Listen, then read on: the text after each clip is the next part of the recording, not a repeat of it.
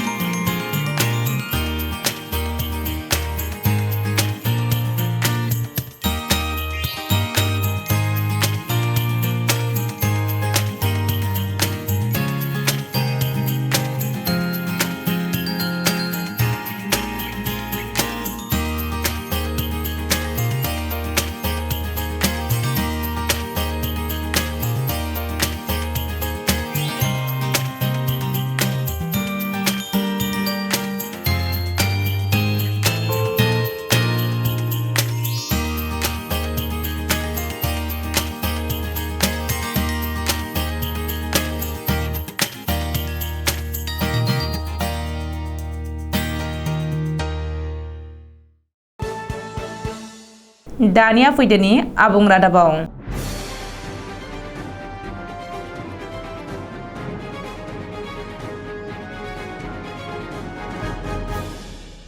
State council of educational research and training सुंदियै SCERT नि 105 कौटि रां जाख्ल'नायजों लोब्बा लानानै आरोबाव 3 सुबुंखौ हमदों।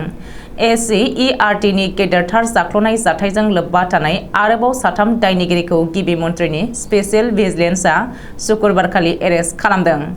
गोलाव सम गोख्रों जेरा खालामनायनि उनाव गिबि मन्थ्रिनि भिजिलेन्सआ बै 3 सोद्रोमाखौ एरेस्ट खालामदों। गोदानै हमजानाय 3 सुबुंखौ आरटीआई मावथि मनज दास, केशव गगৈ आरो बिद्युत कलिता होननानै सिनायथिनो हादों। बेनिनो बिद्युत कलिताया राजखान्थि हान्जा आपनिफ्राय होखारजानाय दैदेनगिरि। मख'नो गोनांदि एससीईआरटी जाख्ल'नायनि दायाव हमजानाय आईएएस अफिसार शेवाली देवी शर्माखौ जेरा खालामनायाव बै 3 आरटीआई मावथिनि मुङा सोराङाव फैदोंमोन। बेनि उनावनो बिसोर 3खौबो गिबि मन्थ्रिनि भिजिलेन्सआ एरेस्ट खालामदों। बबेखानि बे जाख्ल'नायजों लोब्बा लानानै शेवाली देवी शर्मानि फिसाजो आरो बिजामादैखौबो पुलिसआ एरेस्ट खालामदों। मख'नो गोनांदि आसामनि state council of educational research एबा ट्रेनिं डीएलएड कर्सनि मुङाव बे 105 कौटि रां जाख्ल'नाया जादोंमोन। बबेखानि बे गेदेरथार जाख्ल'नाय जाथायनि सायाव गिबि मन्थ्रिनि मनिटरिं सेलनि गोख्रों नायबिजिरनाया सोलिगासिनो दङ। बोथोरनि दुंखावनाया रायजोआव गिख्रंथाव महर लादों। बेखौ नोजोर होनानै नगाव जिल्ला खुंथाया गासैबो फरायसालिनि थाखो खथायाव फरा फोरोंनायनि समखौ सोलायदों। गोख्रैनो गोहोम गोग्लैनाय बायदियै नगाव जिल्ला खुंथाया शुक्रबारखालि बे बिथोनखौ जारि खालामदों। मख'नो गोनांदि नगाव जिल्ला खुंथाया बिथोन होनाय बायदियै बोथोरनि दुंखावनाय एबा जोबोद गुदुं बोथोरनि थाखाय नगाव जिल्लानि गासैबो गुदि फरायसालियाव फुंनि 7:30 रिंगानिफ्राय थाखो खथाया जागायगोन आरो सानजौफु 12:15 रिंगायाव जोबगोन। गेजेर फरायसालिया फुंनि 7:30 रिंगानिफ्राय जागायनानै 12:45 रिंगायाव जोबगोन। बेबायदिनो गोजौ आरो हायार सेकेन्डारि फरायसालिफोराव फुंनि 7:30 रिंगानिफ्राय थाखो खथाया जागायनानै सानजौफु 1:15 रिंगायावनो जोबगोन।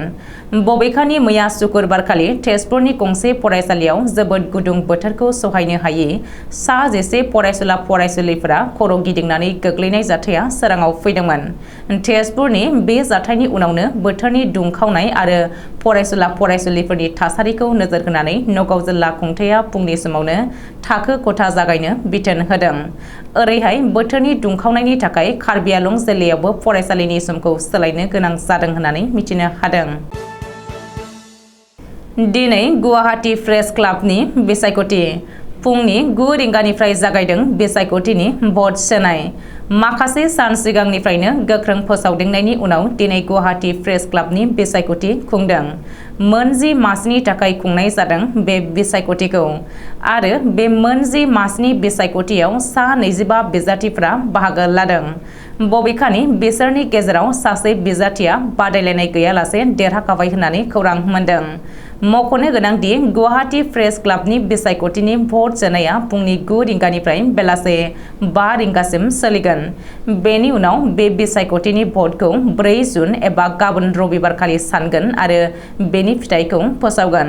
सुलुङाव फोरमायथिनाय बायदिब्ला दिनै खुंनाय गुवाहाटी प्रेस क्लाबनि बिसायख'थियाव गुबुन गुबुन मोन 52 खौरां बिजों एबा फसंथानफोरनिफ्राय गासै सा 998 भटारफोरा बाहागो लागोन आरो भट होगोन।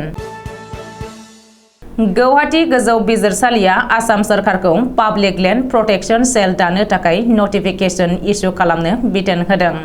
सुलुङाव फोरमायथिनाय बायदिब्ला रायजोनि मोनफ्रोमबो जिल्लायाव आयेन बेरेखायै हाबसनफैनानै दखल खालामनायजों सोमोन्दो थानाय अजदफोरखौ नायबिजिरनो आरो बेनि सायाव राहा लानो थाखाय गुवाहाटी गोजौ बिजिरसालिया आसाम सरकारखौ PLPC दानो थाखाय नटिफिकेशन इस्यु खालामनो बिथोन होदों।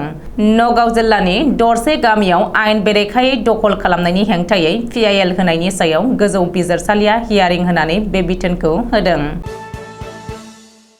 गसाइगाव महकुमानि बेन्दोंआव थानाय श्रीरामपुरनि हारापुथायाव गोबांथार बिबांनि गान्जा जब्द खालामदों। सिमालटापु पुलिसनि सोग्रोमनायाव जब्द खालामनो हादों 557 केजि गान्जा।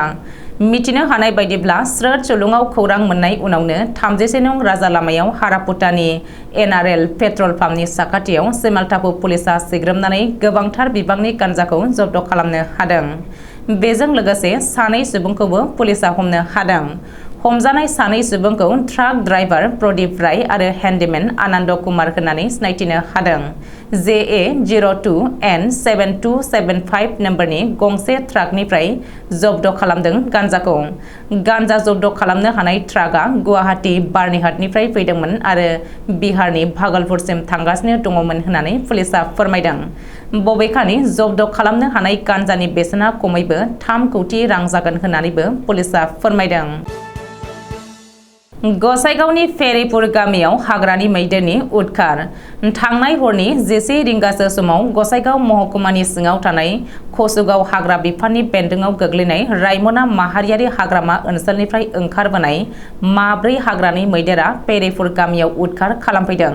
हाग्रानि मैदेर फालोआ मानसि मर्दि मुंनि सुबुंनि न' बांखौ गाफाय खासि खालामनायजों लोगोसे माइ माइरं थोरसि लथा बायदि खहा खालामनानै गालाङो होननानै जायगानि सुबुङा फोरमायदों।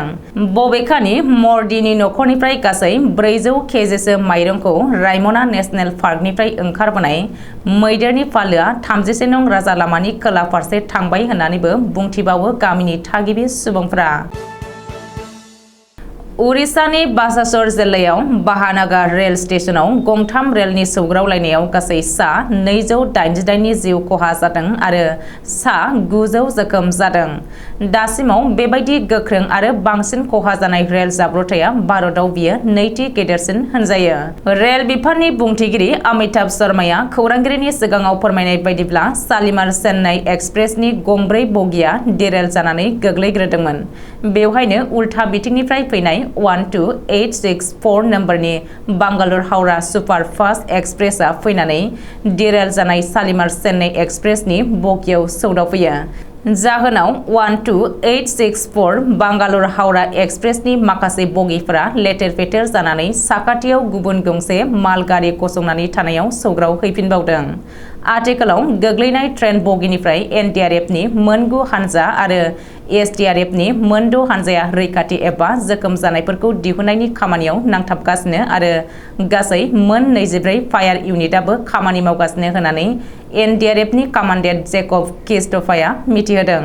उरिसानि चीफ सेक्रेटारि प्रदीप जेनाया मिथिहोदों दि जोखोम जानायफोरखौ बालेश्वर, मयूरभान्जी, जशपुर आरो कुटाक जिल्लानि हस्पिटालफोराव फाहामथायनि थाखाय थिसनबाय होननानै मिथिहोदों। ओजोंहाय गाहाय मन्त्रि नरेन्द्र मदिया गोदान दिल्लीयाव इमारजेन्सि हाई लेभेलनि मिटिं लेंनानै रेल मन्त्रि आजनी बैष्णवखौ गोख्रों इनक्वायरि कमिटि दानो बिथोन होदों होननानै फोरमायथिदों। बे जाब्रबथायाव गोबां दैदेनगिरि, फिल्म स्टार, स्पर्ट्समेन आरो गुबुन गुबुन सुबुंफोरा दुखु मोननाय फोरमायदों। दिनै मोनाबिलिनि रादाबा एसेनोसै। गोजोन्थों।